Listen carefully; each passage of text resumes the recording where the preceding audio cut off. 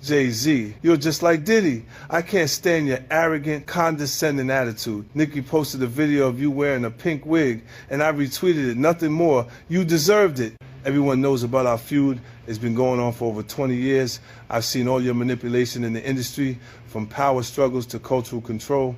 In 2015, when Tidal launched, Nicki helped you build it from nobody to a successful platform, and you immediately pocketed her $7.9 million in royalties. Lil Wayne was qualified for the Super Bowl, but you kicked him out of personal grudges. How is that any different from Diddy forcing his artists to sign unfair contracts? Just because Nicki didn't align with him, he resorts to this kind of suppression. You're truly despicable. What's even more interesting is that right after I showed him and his father's photo in the documentary Sean Combs: The Reckoning, you immediately had your lawyer send me a warning letter saying I overstepped my bounds. When you wrote the lyrics to exonerate Diddy back then, why didn't you think about today? You say the film is malicious slander, but why don't you dare sue me for defamation? Because all the evidence I have is true. I haven't finished reporting the witnesses in my documentary, and I haven't released all the Tidal profit sharing documents. If you know what's good for you, pay back what you owe Nicki with interest. Don't wait until I make Jay-Z Reckoning 2, by which time even Beyonce's PR team won't be able to save you. No one's scared of 50 Cent. I'm about $1. What the f is 50 cents? Jay goes, and nobody's afraid of 50 Cent. His safe presentation, what the glasses represent? Intelligence, right? A nerd, maybe? Why would you have to make that clear when no one's ever asked me if I'm afraid of Jay-Z? His largest selling record sold 430-something thousand copies. My largest selling records, plural, 2 of them sold 5 million. In a word or a sentence, Jay-Z, good business. What Jigga just sold, like 4 milli? Got something to live for. Don't wanna put in fold through that Bentley coupe. For years, the tension between 50 Cent and Jay-Z lived in quiet whispers, rarely acknowledged and never fully addressed. This documentary changes that, turning long-standing speculation into something officially on record. Man, why do you believe that Jay and Puffy is close, even though Jay's lawyer came out and said they're not?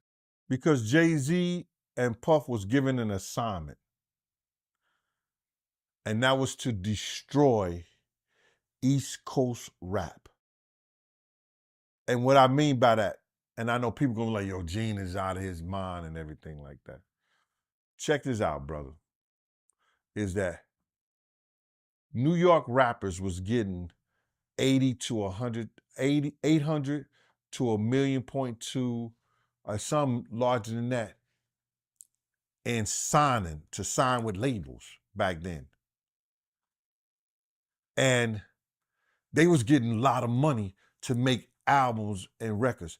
When they had guys down south that these labels was paying $250,000, $300,000 on record deals, and these guys was bringing back platinum albums and everything like that.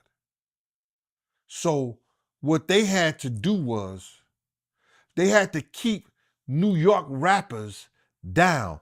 That's one reason, other than the Irv Gotti shit that 50 was going through and the poison they was putting in about 50, he had to go elsewhere to California or with Jay and not with Dre and Eminem to get a deal. They did not want East Coast rappers to get big. They were suppressing all new artists that was coming out of New York. Jay and Diddy was doing that.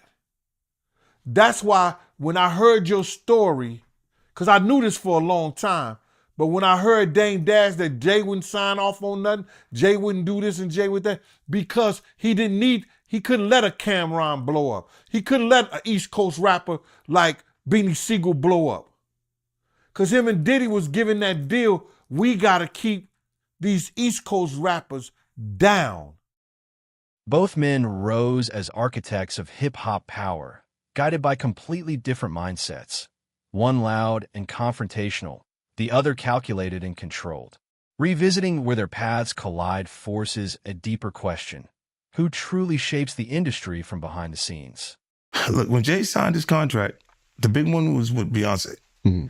When he signed that contract, the marriage contract, he got trophies. No, those fucking trophies. Those fucking trophies came rolling in, buddy. He started getting Grammys left and right, man. I mean, look, if you look at his career, This guy. You're gonna let him say that? Jay was getting Grammys. he had one. Exactly. He had And one. he ain't show up. He has like 20 now. Hold on. He had like 18 since he's been down. Look, he had one, bro. Hard Knock Life. You're not wrong. He was At one. the same time. After that, he got them shits. He's like drinking. His pictures with him like fucking thinks the cup. Wait a minute. So you're saying the success is derived from the marriage? I've absolutely been treated differently. The accolades. Because he's no longer viewed as what, like a street or gangster rapper. Now he's viewed as a businessman, entrepreneur, family man. And the biggest ones because of the position Beyonce's. Oh, wow. Right? You were connected to the biggest. Jay got it for the music. Jay got it for the music. You didn't see. He deserved those. I'm sitting there, it was like this, like Black excellence. They're sitting there like, yeah. It's the billionaire brunch. You're like, I hate you, man. unaware of anything going on here. This is the one time I'm gonna be with you niggas this year. Yeah. Come on, bro. That's crazy. That's crazy. He's just looking at his watch during the whole Rock Nation, bro. Like, is it 3:30? Yeah, it's almost time to get out. What the fuck is that? Yo, I feel like I'm normal again. Get me out of here. Oh, wow. So that's the deal he signed, huh? Yeah, that's the deal. Like, the other ones didn't count as much as that one did. Oh, yeah, before I forget this. And if real influence works best in silence, how much of hip-hop history have we mistaken for coincidence? At the peak of physical album sales, timing wasn't luck, it was strategy. Release dates didn't collide by accident. I advise Beyonce to divorce Jay-Z as soon as possible because I'm ready to shoot a documentary about Jay-Z, and I guarantee it will outgross Diddy's documentary. If Beyonce sends me a legal letter on behalf of Jay-Z, I remind her to stay quiet. This is a dispute between men, and she has no right to interfere. I have to let everyone see the true face of Jay-Z. Jay-Z and Diddy have been longtime friends, and their business dealings never stopped. He frequently attends Diddy's parties, so why do people think he's innocent?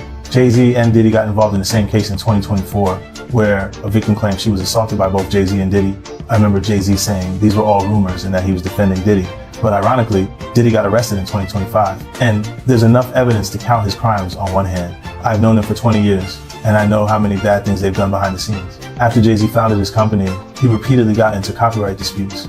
In 1999, he was convicted of third-degree assault and served time in prison. He was unfaithful to Beyonce, and he was caught by Beyonce's sister. I think everyone has seen the footage of him getting beaten up in the elevator. I've already gathered the evidence, and I'm going to give Jay-Z a surprise. 50 Cent frames this pattern as pressure, not competition, revealing systems designed to protect those already in power. And if access outweighs talent, the industry begins to look less like a meritocracy and more like a game of leverage. We talked about Jay. Proximity to Diddy. You don't think he knew anything? He's seemingly around Diddy. I don't know. That was a real suburb question. I know, right? Proximity. And the proximity. Proximity. That's an SAT hit parade word. I learned that.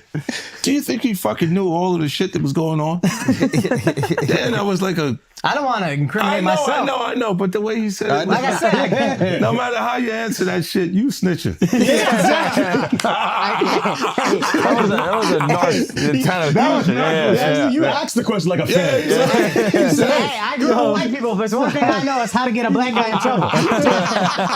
But it's a great question. Yo, just give him the Happy Meal before you ask him to snitch, bro. You said, damn, they wasn't even drinking. Speaking of, how the hell you pronounce Lechem? Lechemin-Dewa. Okay. It's the King's Path. King's Path. Because I know Branson. Yeah. That's the one I pronounce. Branson. That's the Branson lifestyle. You're going to be outside. Biff, you're not worried that if you throw little and you don't throw out allegations, but like you kind of poke fun at them. You just ask questions. You're not worried that it comes back your way? Like people dig up your past and try to pull stuff up? I don't got that shit in my past. I'm not. Everybody got a little bit. Not that it's real or not. I took a pill.